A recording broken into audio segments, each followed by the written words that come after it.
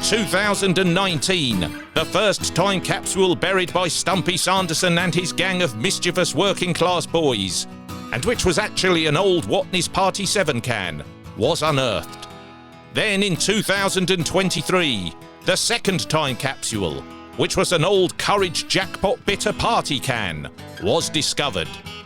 And now, Whistling 5 Anarchic Productions, in conjunction with the 1970s Cigarette Appreciation Club and Puffer Patterson's Benevolent Fund for Aging Thespians, proudly presents Series 2 of Stumpy Sanderson's 1970s stories, and the 22 stories found in that second time capsule. As narrated by Andrew Brammer. Bonjour, bon après-midi, et bonsoir. The story you are about to hear is narrated in the first person, because I, just like Stumpy, witnessed firsthand the momentous events which it describes. So, let's park up the rally chopper, dim the lava lamp, switch off that episode of Catweasel, finish up the plate of Vesta beef curry, crack open a can of Double Diamond, light up a mannequin cigar, and kick back, sit back, and listen in to the anarchic and outrageous japes, scrapes and capers of Stumpy Sanderson and his gang. For this episode, we head back to 1975, for Chutney Barton gets his euphonium out. We had some great brass band players at our middle school, and on so many occasions we had all erupted into howls of laughter when these players brought their instruments into class and someone would shout out, "Miss, Miss, Bats Malone is getting his cornet out," or, Sir, Beaky Miller wants to plunge his trombone," or, Miss, Johnny Judkins wants to blow on his bugle." And one of the best brass players of them all was Chutney Barton, a rotund bubble of a boy with a blowfish face, gobstopper eyes, and a thick carpet of blonde hair. A boy who had more wind and puff than anyone else at our school, and who was a master blaster of howling gales and of the loudest sounding and discordant notes you had ever heard. And the brass-based occasion that lives longest in our memory was the unforgettable day when Chutney Barton actually got his euphonium out for a performance that formed the key element of a genius plot hatched by him and that vulpine-like villain, Turps Macguire, the fiendish aim of which was to make mad old Wilcox, our history teacher's false teeth, fall out.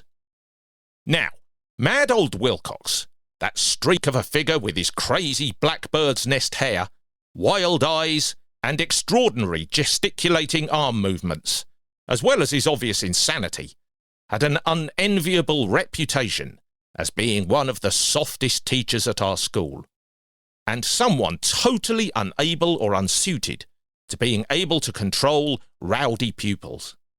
And one of our class's favourite pastimes was to make such a persistent commotion and din in class that eventually old Wilcox would crack and shout in exasperation at us his trademark reprimand, "The more noise you make, the less you will learn."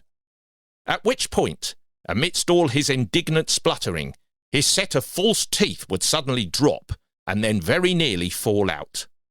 And so, one of our great driving obsessions naturally became for us to actually try to get him to splutter so much that those false gnashers would eventually succeed in falling all the way out. All we needed was a way of creating a sudden shock that was big enough to induce this to happen. And that is where Chutney's and Turps's revolutionary plot came in. For their ingenious plan was to prearrange a silence in the class.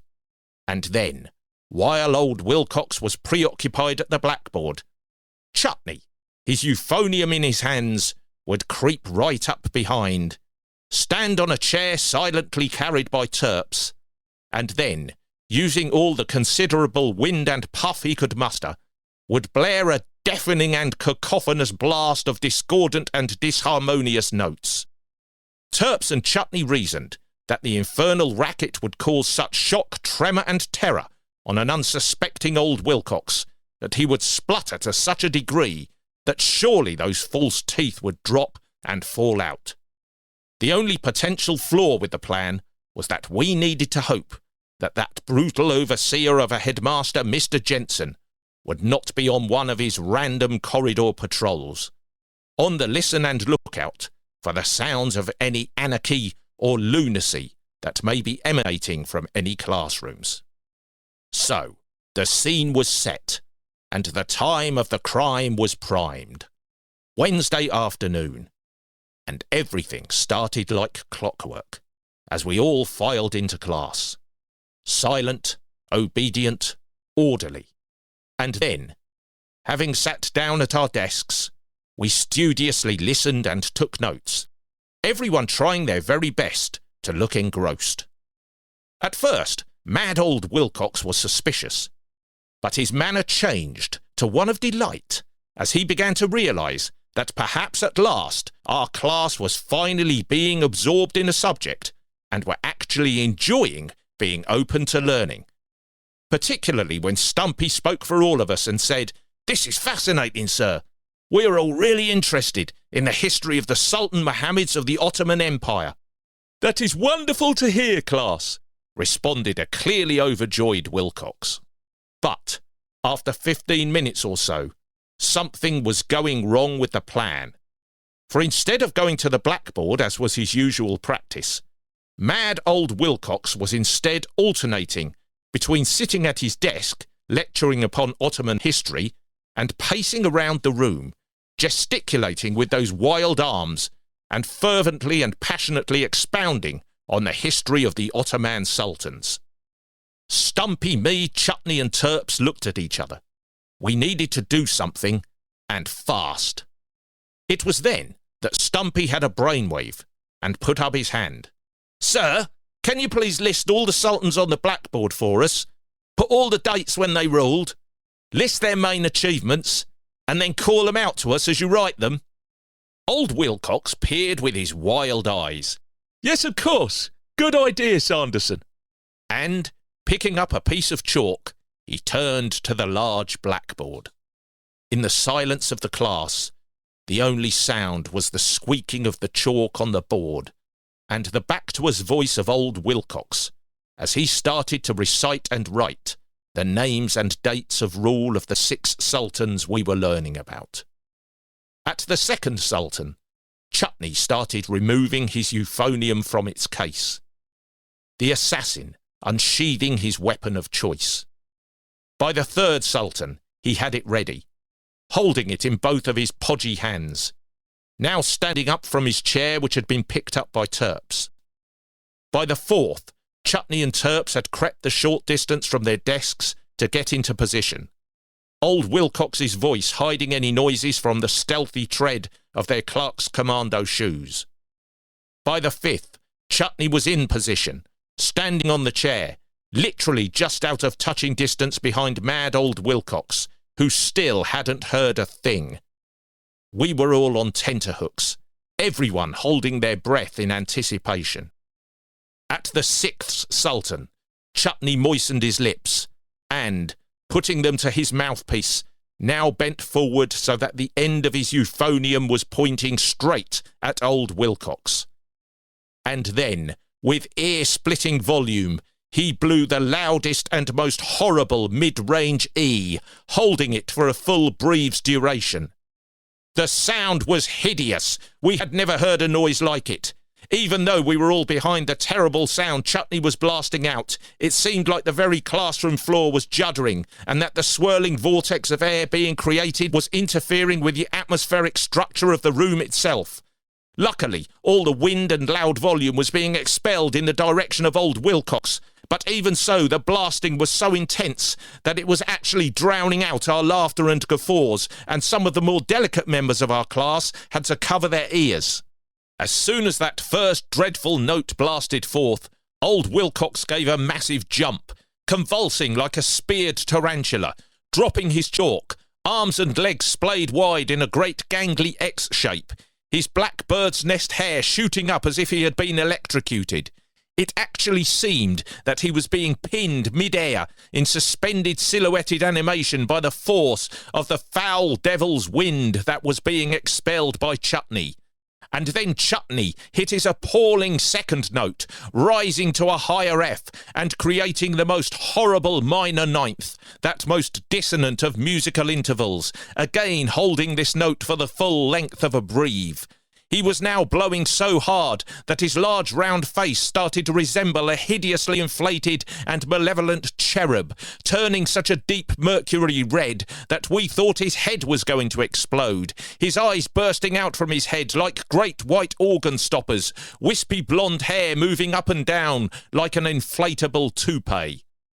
Even though everything was happening in just seconds, at this awful and excruciating second note, Wilcox's arms splayed even wider, as if he had been speared even deeper. And then, amidst a great shower of splutter and spittle, with the sudden cyclone of disharmony being blasted at him, his false teeth actually shot out, hitting with a projectile force the blackboard in front of him. But then, at this very moment, the classroom door burst open, and in strode the furious executioner's figure of Mr. Jensen, the headmaster. Seeing the carnage in front of him, Jensen bellowed in an ogre's roar, louder than even Chutney's devilish sound. "What the blazes is going on here? Barton, what do you think you are playing at, lad?" We all literally jumped out of our seats. Chutney almost fell off his chair, nearly dropping his euphonium. Jensen's wrath continued. "Mr. Wilcox, control this rabble!"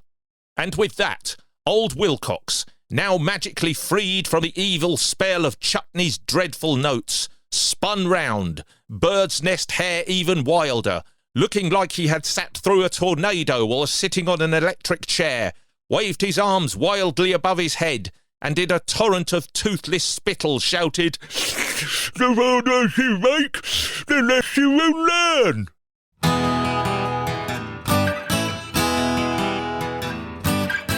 Thank you for listening to this episode of Stumpy Sanderson's 1970 Stories.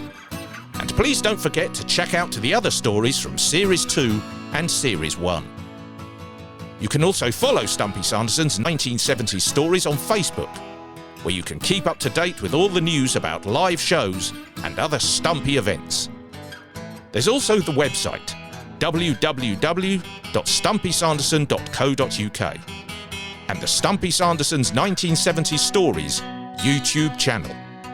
And you can get in touch with me at andrew@stumpysanderson.co.uk. Until the next story, au revoir et bonne nuit, and keep grooving. Yeah. This podcast has been recorded using a DIY punk rock philosophy. Yeah.